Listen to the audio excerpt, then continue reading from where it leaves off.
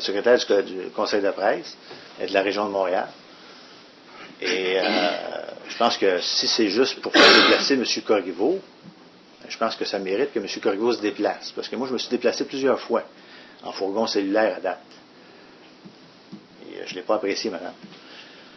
Alors, si c'est juste pour faire déplacer une fois M. Corriveau, je suis bien croire qu'il est bien important, le monsieur, là.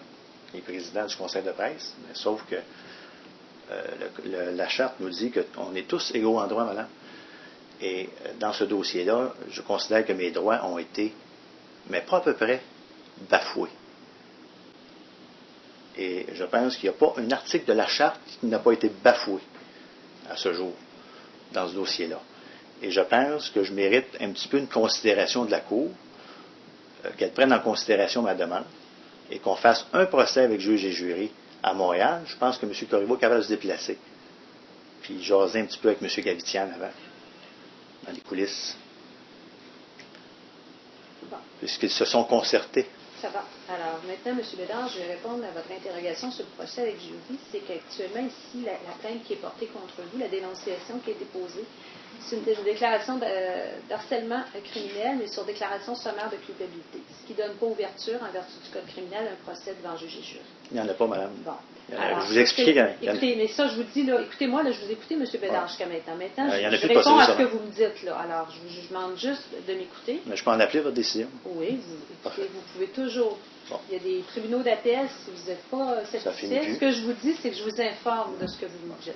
Alors, ici, j'ai une dénonciation sur déclaration sommaire, alors ça ne donne pas ouverture à un procès devant juge et jury. Maintenant, la poursuite, le procureur de la Couronne a décidé de déposer les accusations ici à Trois-Rivières et le procès nécessairement doit se tenir ici dans le district. La façon de transférer un dossier, ça arrive que les dossiers sont transférés quand un individu s'engage à plaider coupable dans un autre district. Ça, il y a une procédure au Code criminel qui est prévue. Effectivement, si vous contestez les faits, vous avez droit à un procès, monsieur, et vous aurez droit à un procès ici à Trois-Rivières, à une date ultérieure qu'on déterminera, qui conviendra pour ceux, et qui conviendra à votre avocat, parce que je pense que vous vouliez retenir, en tout cas, vous vouliez discuter avec Maître Brouillette.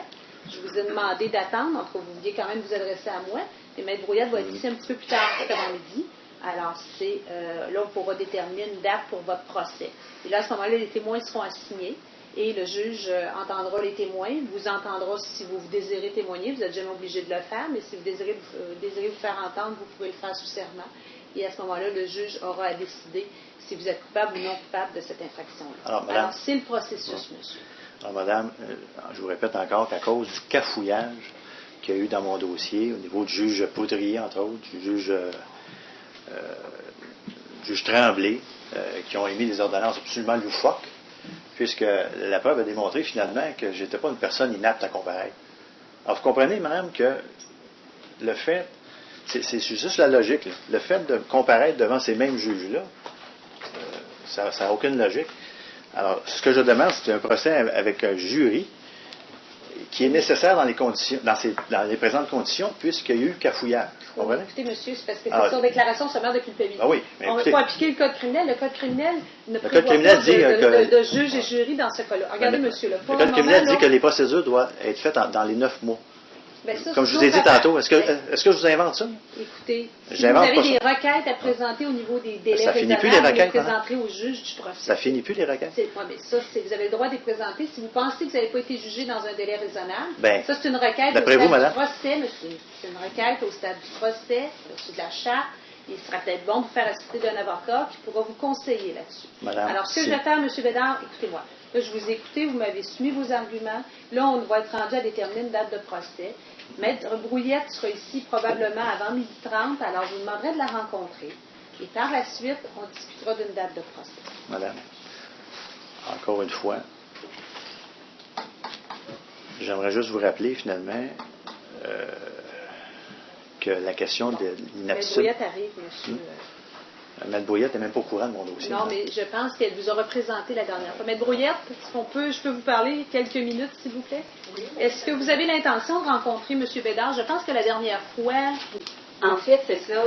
Moi, j'avais représenté Maître Gaétan Bourassa. Oui. Et puis, hier matin, j'ai parlé avec M. Bédard. Et là, je lui disais que la cause était remise à aujourd'hui. et qu'il devait être présent devant le tribunal. Et Maître Bourassa m'a envoyé par la suite une lettre me disant là, que monsieur avait un procès devant le jury au mois d'avril, c'est bien ça. Donc, il serait approprié de reporter le dossier à la fin mai. C'est parce que Maître Brouillette, depuis, je vais laisser parler M. Bédard, c'est qu'il veut un procès devant le juge et jury dans ce dossier-là. Ouais. Je lui explique que c'est sur déclaration sommaire, que le code criminel ne le prévoit pas. Je ne sais pas si vous pourriez peut-être lui expliquer un peu ce qu'il y en a. J'ai tout compris ça, madame, mais ça n'a pas d'allure. Oui, mais écoutez, monsieur, là, ça c'est le code criminel qui le prévoit. Là, si vous n'êtes pas d'accord avec la loi, ça c'est une autre affaire, mais je ne peux pas vous accorder un procès devant le juge et jury quand le code criminel ne le prévoit pas. Regardez, madame, il y a des dispositions. Si le poursuivant est prêt à poursuivre comme du monde, il y a des dispositions, finalement, qui font en sorte que la personne accusée puisse être protégée lorsqu'il y a une poursuite abusive. Alors, ce que vous faites, Mme Slater, c'est que vous encouragez, à ce moment-là, en faisant rien, vous encouragez les poursuites abusives. Alors, moi, ce que je demande, finalement, c'est un procès équitable.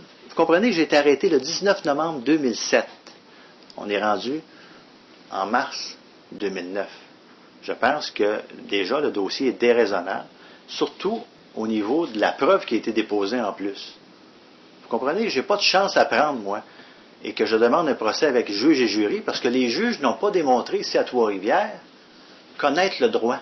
Bon, tout simplement. Ça va aller, M. Bédard. Ben, ça va aller. Mme Brouillette, est-ce que vous désirez rencontrer M. Bédard? C'est parce qu'éventuellement, il va falloir fixer une date de procès, là? En fait, je me demande dans quelle mesure ça peut être utile, parce qu'on s'est déjà parlé hier, et sur ce point-là, de la possibilité d'avoir un procès devant le jury, j'ai déjà fait part d'état de droit à monsieur. S'il faut, madame, je vais l'avoir, mon procès avec le jury. Est-ce que c'est clair? Donc, on peut reporter ça. Vous n'étiez pas pressé. Vous m'avez mis à Pinel jusqu'à 2010. Vous n'êtes pas pressé. On fait nos démarches. On va se rendre en Cour suprême. Alors, vous voulez le reporter à quelle date, M. Bédard? Dans quelques mois, vous avez un procès déjà devant le jury que Maître nous disait au mois d'avril? Écoutez, encore le reporter peut-être à une date après le mois d'avril? Dans les intérêts de la justice, madame, je demande que le procès, il s'agit juste d'un témoin de plus. Là. Que le témoin se présente à Montréal, qui est M. Corriveau. C'est des chefs de même nature, c'est du harcèlement. 5 ou 7 mai, madame. Alors, je veux un procès incluant... ça irait pas au début mai, de ce que je sais. Est-ce qu'on a un dialogue de sourds? Non, monsieur, je suis contente de vous expliquer que vous ne pouvez pas avoir dans ce dossier-là de procès devant le jury. Maître Brouillette vous l'expliquait. Si on nous laisse le choix, madame, d'avoir un procès avec juge et jury... Mais vous allez en avoir un... On nous laisse le choix. On n'a pas le choix d'abord. C'est ça que vous me dites. On n'a pas le choix. Ça dépend de l'accusation, monsieur. Ça dépend de quelle façon c'est poursuivi. Le procureur a juste à... 1er ou 3 juin.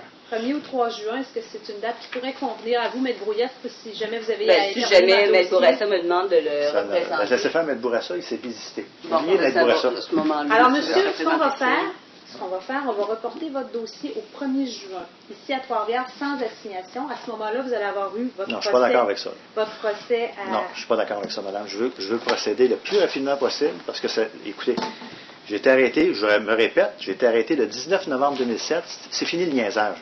Faites-moi un procès avec juge et jury le plus rapidement possible. C'est dans mes droits, c'est dans la charte, c'est dans l'article 23 de la charte. Puis je vous demande juste, Mme Slater, de respecter la charte. Parce que là, il y a des limites là, à ce qu'un homme peut endurer. Là. Alors, monsieur, vous ne pouvez pas avoir de procès devant juge et jury dans ce dossier-là. Alors, je vais l'obtenir, mon procès avec juge et jury. C'est ça. Mais à ce moment-là, on va reporter au 1er juin. Alors, reporter au 1er juin, mais je vais faire mes démarches pour l'instant. Merci beaucoup, madame. Sans assignation dans le dossier à 9h30 le matin. Merci beaucoup, madame. On se rend à la Cour suprême avec ça, madame. Vous avez vos 20 ans de la Cour du Québec.